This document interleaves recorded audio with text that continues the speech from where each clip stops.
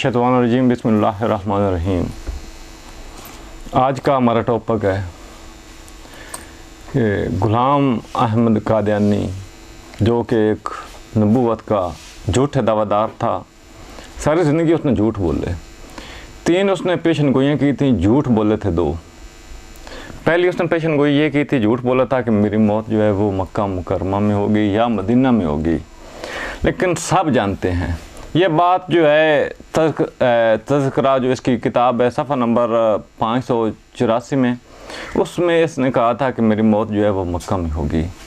लेकिन ये बात सब जानते हैं कि वो 26 मई 1908 को ब्रांडट रोड लाहौर पर वाक़या अहमदिया बिल्डिंग जो है उसकी लैट्रीन में एक इबरतनाक मौत मरा था। ये इसने झूठ बोला था कि उसकी मौत जो है मक्का में होगी। दूसरा इसने झूठ ये बोला, इसकी जो किताब है अय्यामुल सलाह में सफ़ा नंबर 147 पर हल्फियन लिखा था कि मेरा कोई उस्ताद नहीं है।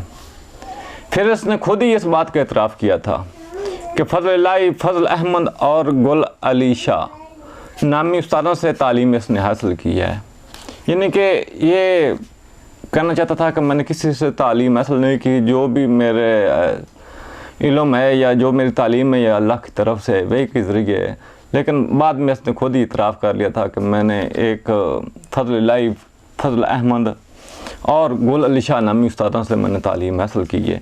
तीसरा जो इसने झूठ बोला वो ये था कि इसने ये दावा किया था कि अल्लाह ताला ने मेरी तरफ वही कि ये 2 औरतें मेरे निकाह में आएंगी, जिनमें एक कुंवारी होगी और जो दूसरी औरत होगी वो बेवा होगी।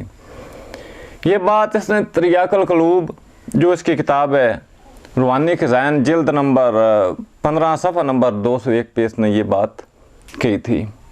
लेकिन सब जानते हैं इसके आखिरी वक़्त तक, मौत तक इसका किसी बेवा से निकाह नहीं हुआ था। लिहाज़ा इसने ये भी झूठ बोला था। सारी ज़िंदगी इसने हमेशा झूठ बोले और झूठ का नकाब जो था इसका वो उतर चुका है। सब जानते हैं कि ये काफिर हैं और इसमें कोई शक की गुंजाइश नहीं है। ये एक ज़िंदीक इंसान था, काफिर था, जिसने पहले तो इसने दावा किया कि मैं ईसा इब्न मरियम हूँ, फिर इसने दावा किया कि मैं महदी हूँ। इसने कई दावे किए, हर दावे पे ये खुद ही झूठा साबित हुआ था।